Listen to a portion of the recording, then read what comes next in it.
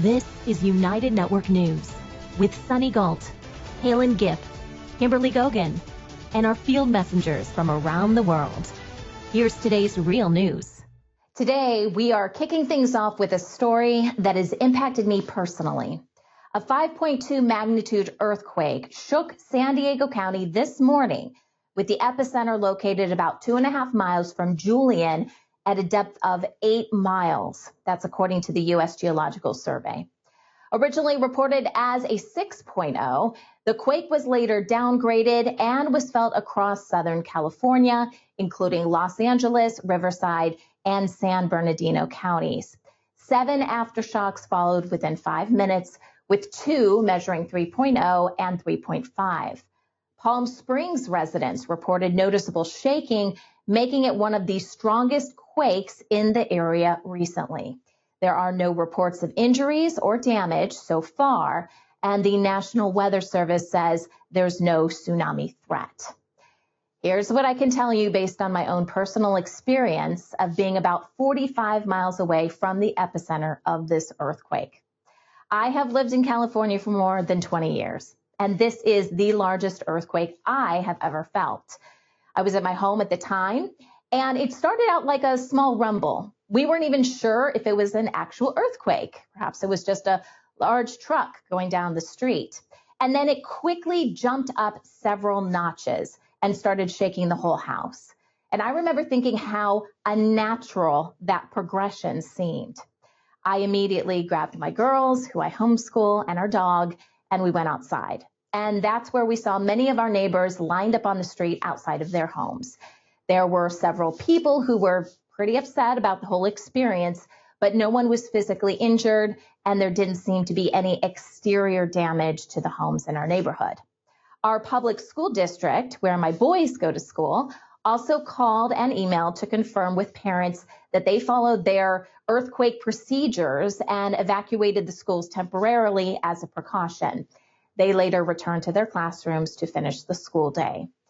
Based on information we later received from the Global Intelligence Agency, we learned this earthquake was not natural, and it was coming from the local naval base. This was just a test, which could have extended through the Ring of Fire. That's a region around the Pacific Ocean where about 90% of the world's earthquakes occur.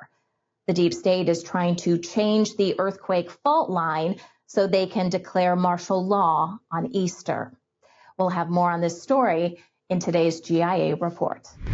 17 days after a devastating fire began in the Florida Keys, UNN field messenger Sunny provides us with an update. The fire has burned through 26,000 acres, with flames spreading on both sides of the road, causing significant damage and blocking key routes. This is Sunny, field messenger for United Network News, reporting from the Florida Keys. What you're looking at right here are the effects of the 344 fire. According to official reports, this fire started Wednesday, March 13th, around 3 p.m. in Miami-Dade County. Now, this is an area just above the Florida Keys. And this video was taken 17 days after the fire started. We are traveling on State Route 1, which is one of 2 main routes that connects the mainland to the Florida Keys. State Route 1 was only closed for about 4 hours shortly after this fire started, but then it quickly opened back up. The other route into the Florida Keys is called Card Sound Road, and it is a toll road with a bridge. It's actually located a bit further north, and that was closed for multiple days. This fire did cause some initial delays for travelers trying to get in and out of the Florida Keys. Reports are saying it burned 26,000 acres in total, but is now pretty much contained. No homes or businesses were affected, although there were some residents on the Florida mainland that were briefly evacuated when the fire first started. This is a very difficult area to get to. Like I said, there's only a couple ways to get into the Keys, and then once you're in the Keys, there's one main road. So if anything gets cut off, it's going to affect everyone in the Keys. The majority of this fire had to be put out by helicopter, and even today, fire crews are still monitoring for some hot spots. Everything looked normal, like green on either side of the road, and then all of a sudden, we started to see burnt land on the left side of the road for as far as the eye could see. And then we could also tell that the fire did jump the road, because at one point there was burnt land on both sides of State Route 1. They are saying the fire spread quickly due to dry conditions and high winds. The smoke from this fire has not impacted the air quality in the Florida Keys. Honestly, it's not even really a topic of conversation for people down here. Everyone seems like they've pretty much moved on. The cause of the fire is still technically under investigation, but initial reports are saying that it was caused by a human. So any reports you see of people calling this a wildfire or brush fire due to weather conditions doesn't seem accurate. This is Sunny, Field Messenger for United Network News, reporting from the Florida Keys. Dams are impressive engineering projects with major benefits at costs, both during construction and decommissioning. They provide hydroelectric power, water storage for drinking and agriculture, and manage the risk of floods, transforming regions. However, they also come with some pretty big downsides, especially when it comes to the environment and local communities. Dams have a huge impact on ecosystems. Companies are supposed to conduct environmental assessments before starting projects, but the rules for these assessments vary widely and often lead to mistakes. This means dams end up causing much more harm to fish, birds, mammals, and other wildlife by disrupting habitats and migration patterns. Indigenous knowledge is often ignored in these assessments, and projects move forward with little consultation or partnership. Many of these dams are built on marginalized communities' land without proper compensation, and the electricity rarely benefits them. On top of all this, some dams end up releasing as many greenhouse gases as fossil fuel plants, making the idea of them being clean energy pretty questionable. When dams were initially being created, they were really seen as modern miracles in some ways. But as dams were constructed, we often didn't think about the impacts that were going to happen to the health of our rivers and to our fisheries. And it really wasn't until we went through a very large dam construction era in the 20s, 30s, 40s, and 50s that we began to see cumulatively the impacts that dams were having throughout California and throughout the West. When you disrupt the flow of a river, there are so many negative consequences to the surrounding ecosystem that it's just hard to fit it all into one video. So trees rely on the flow to redistribute seeds. If you lessen the flow of water, it increases the water temperature, which is terrible to the health of plants and animals. If you hold water back by dams, that water becomes toxic, or it'll lose oxygen, both of which are not good when that water is eventually released. Dams also stop the flow of sediment downriver, which is, again, a huge problem. By capturing water that would normally be flowing downstream, it changes the timing and the size of those flows. And all the fish and wildlife that live in rivers has co-evolved to that natural pattern. And a dam changes that natural pattern. So now the system doesn't function like it used to. Some dams are important and should stay, but tens of thousands across the United States are outdated and causing more harm than good. Many block fish migration, threaten public safety, and impact tribal nations' cultural values. The U.S. Army Corps of Engineers says out of more than 90,000 dams inventoried, about 85% are more than 50 years old. often needing costly repairs, or worse, at risk of failing. Europe faces similar issues. Around 150,000 dams are now considered outdated, many of which are costly to maintain and no longer useful, with 325 removed in 2022 alone, according to Dam Removal Europe. Spain leads the way with 133 removals carried out in 2022, followed by Sweden and France. When I talk about dams, I talk about weirs, dams, small dams, big dams, but also culverts. We call them road dams. So there are all kinds of obstacles. And why we are removing them? Because when they get old, they need to be refurbished or removed. Because if you keep them there, they become dangerous. That's one reason. So safety is one reason. The other reason is when you remove dams, the water starts flowing again, the rivers comes back to life again, and there's migratory fish and all these other animals that use the river as their living place can thrive again, and then you get these abundancy back in the rivers. There is this discussion in Europe about the biodiversity and the fact that we lost almost 90% of the fish stocks in Europe from the rivers. We have policies to bring that back. Dam removal is one of the measures to make that happen. Actually, the most effective measure. Dam removal is a carefully planned engineering process that restores rivers and their ecosystems. For instance, one of the largest European projects took place on France's Calen River in Normandy. The removal of 2 dams between 2019 and 2023 reopened 60 kilometers, which is 37 miles, of river, allowing Atlantic salmon, lampreys, and European eels to return after a century of blocked migration. The drained reservoirs revealed nutrient-rich sediment, which helped vegetation grow back quickly, stabilizing riverbanks and creating habitats for wildlife.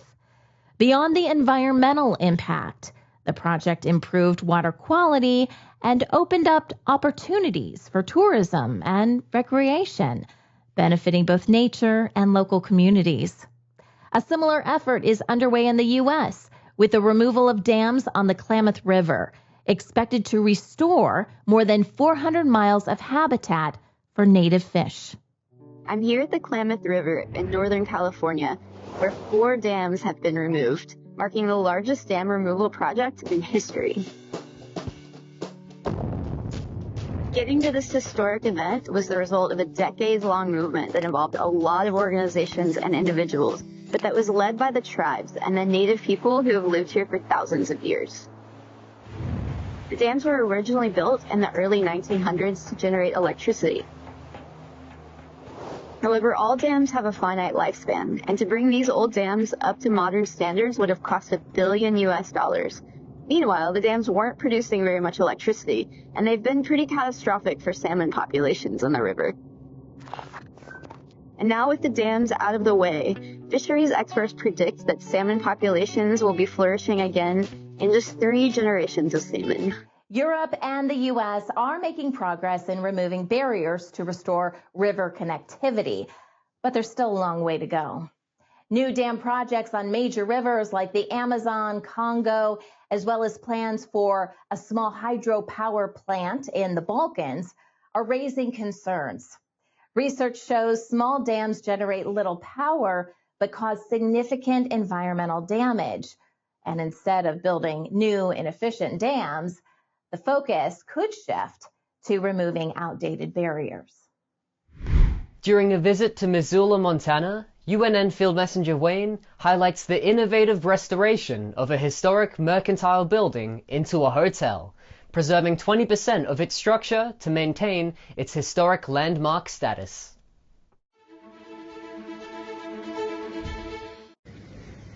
Good morning. This is Field Messenger Wayne coming to you today from Missoula, Montana. Look at this lovely weather and snow we've got here going on. Today I wanted to show you this really cool old building. It's in Missoula, Montana. It's where I went for a film festival. And this building is just awesome. It was built in the 1800s. It was a general mercantile store for, gosh, who knows how many years. And recently, they remodeled it and turned it into a hotel. But because it was on the National Register of Historic Landmarks, for them to keep that designation and that registration, they had to include a certain percentage of the old building in the new. And let me show you some of the really cool ways that they incorporated this old building. I sure hope you enjoy this. This is just fantastic. So there's wood around this door jamb, and it's on every room. This was so that they could utilize the percentage required by the National Historic Registry to keep this building a historic building, even though they made a brand new hotel where the old building was. And right here by the elevators, they incorporated the wood on the ceiling. It's just an amazing old building. They've incorporated some of the old bricks. Those beams up there were on the original building. Now this used to be on the outside of the mercantile at the main entrance. And what they did is they moved it inside. Now it's inside. Let's go outside and look at the building now. So what I was told is these two arched windows in this facade, they kept that part of the original building. And those arched windows are now the presidential suite in this hotel. This picture shows the old Missoula Mercantile, how it was. And if you look over here, that is the two archways that I showed you that were outside, and the actual building is still right there on the corner where it was. What am I doing in Montana if I'm from Tucson? Well, it's because I'm at the Big Sky Film Festival. It's an independent film festival, and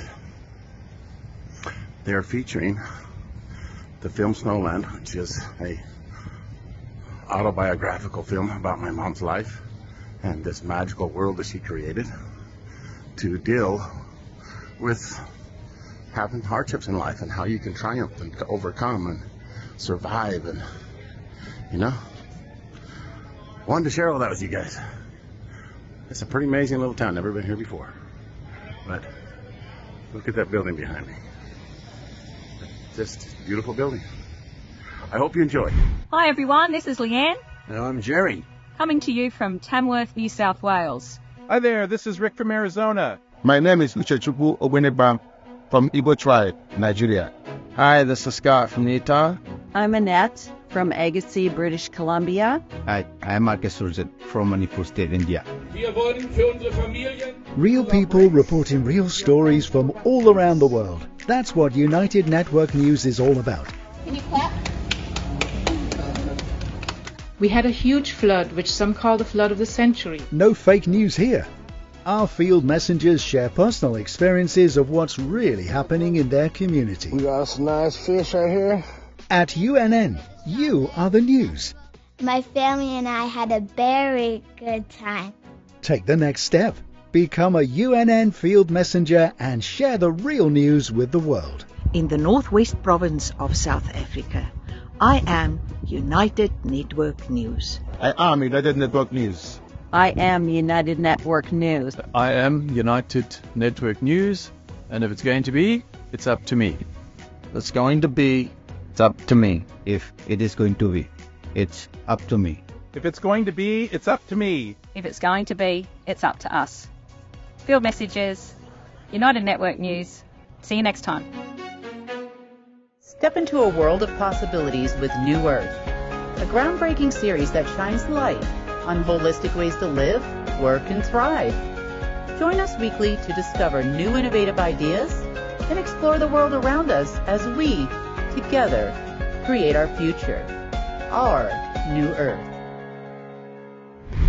Big changes could be coming to Northern Ireland's liquor licensing system. A new report commissioned by the Department for Communities has proposed 26 recommendations, including creating a licensing authority and rethinking the outdated surrender principle. The department has 6 months to respond. So what's on the table? Liquor licensing in Northern Ireland has been tightly controlled for almost 120 years, with alcohol sales only allowed in licensed venues. The current system, called the surrender principle, means a license has to be given up before a new one can be issued, making it tough for new venues to open. As a result, when pubs shut down, they're often replaced by off licenses, but rarely the other way around. These outdated rules make it harder for new venues to try new ideas or bring in variety. And enforcement is often inconsistent due to unclear processes and limited resources. The report points out the system blocks innovation and limits options for consumers. One proposed suggestion is to introduce special licenses for small businesses and cultural venues, supporting artistic initiatives and fostering creativity without the licenses being resold or transferred. I mean, if you think about England, for example, if you walk through any little town, there will be dotted pubs all along the place. You know, a microbrewery can open up, brew their own beer in the back and have a little sort of, almost like a snug bar, little tiny bars. And they're gorgeous places and they build community and they're places that people want to go to. You cannot do that here. And that's down to what's called the surrender principle in Northern Ireland. So the surrender principle means that if I want to open a pub, another pub somewhere else has to close. There are a limited number of licenses in Northern Ireland and they don't make new ones without being asked very, very hard. So, for example, if a bar, what tends to happen is a new bar opens in Belfast, a bar in rural Northern Ireland closes down.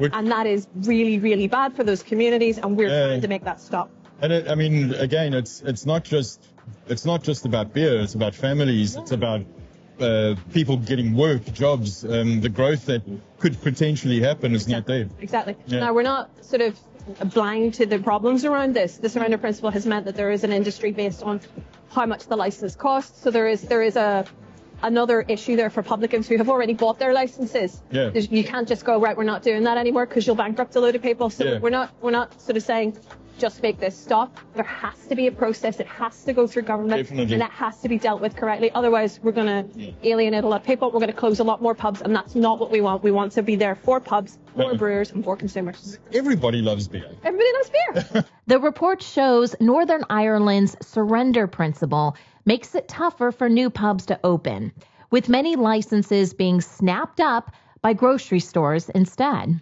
In a recent example, Lidl won a high court case to open its first pub in the region, connected to its Dundonald supermarket.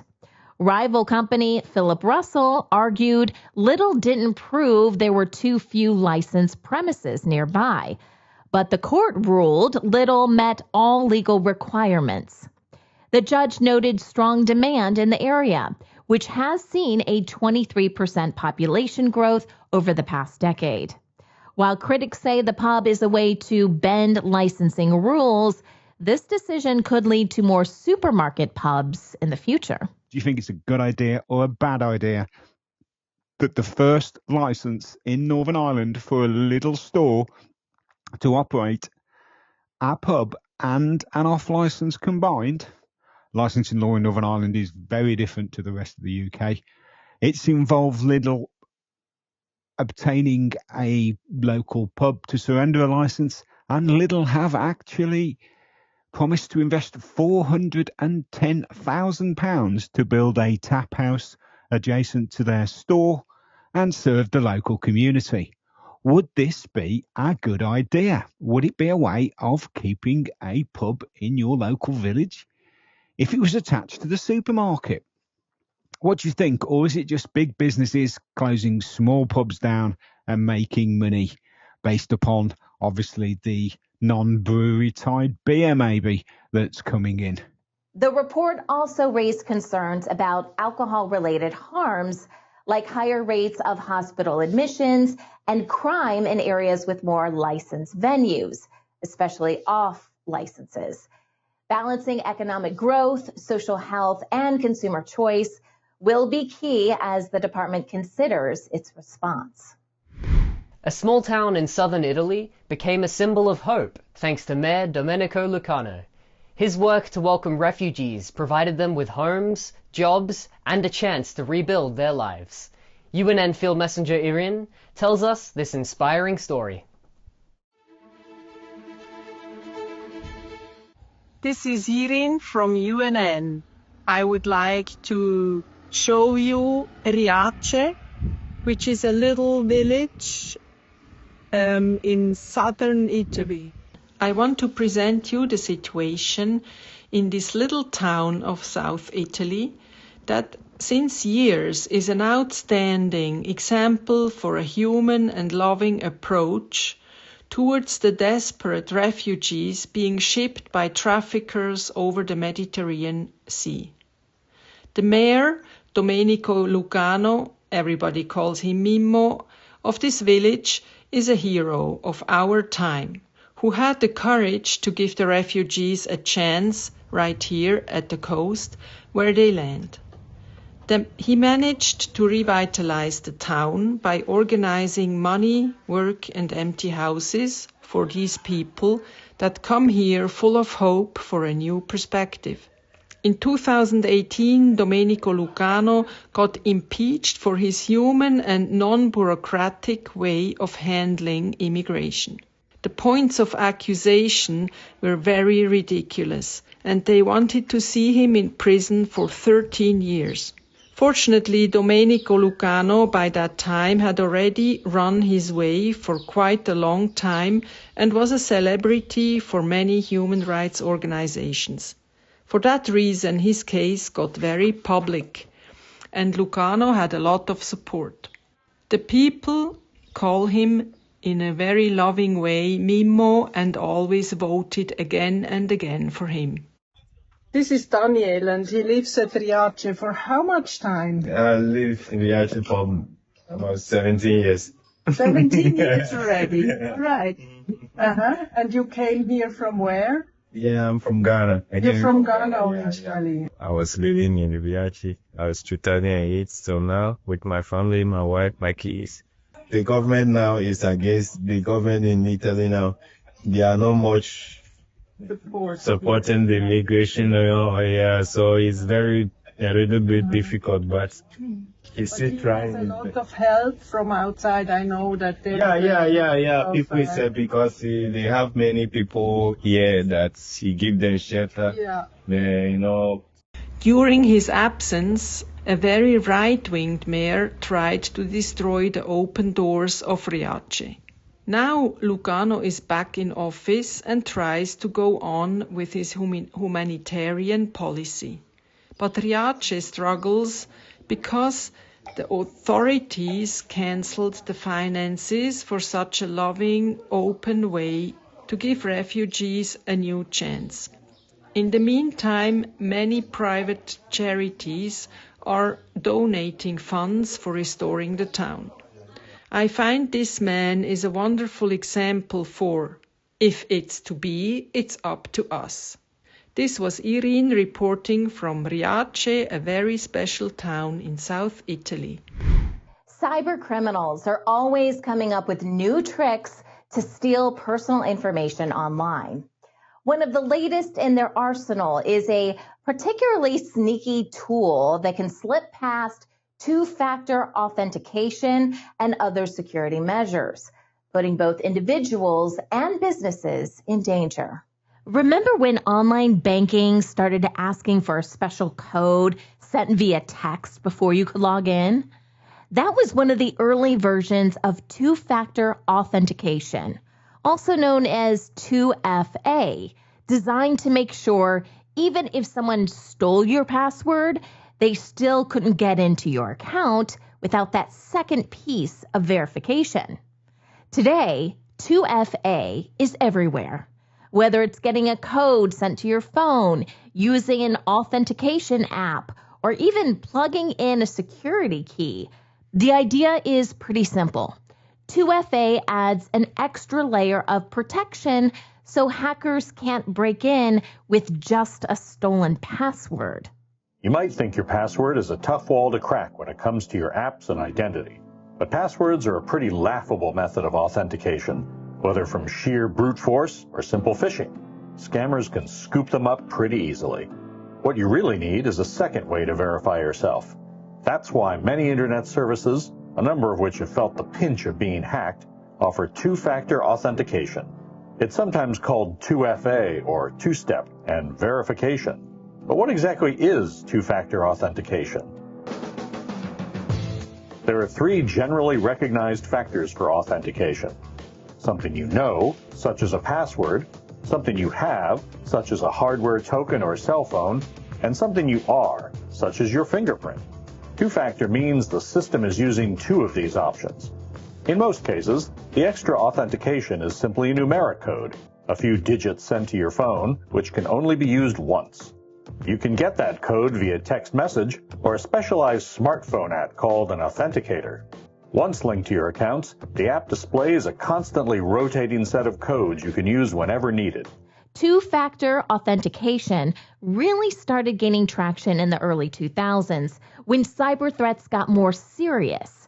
But as security has evolved, so have cyber criminals.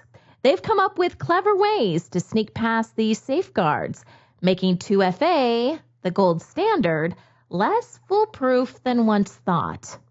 A new phishing tool called Astaroth is making waves in the cybercrime world for being able to successfully hack 2FA.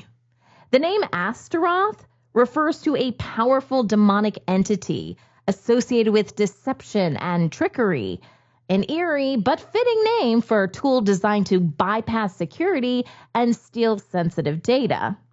First spotted in January 2025, this kit is designed to sneak past security by hijacking user sessions and stealing login credentials in real time. It's been targeting platforms like Gmail, Yahoo, and Office 365, making it a serious threat. There's a new security threat we wanted to bring to everyone's attention that's particularly concerning. It's a new phishing kit that's been made available. Microsoft's already seeing millions of phishing attempts using this kit, and it's essentially an adversary in the middle campaign kit. Basically what that means is that the attackers, they've created a reverse proxy that allows the attackers to be in the middle of your communications.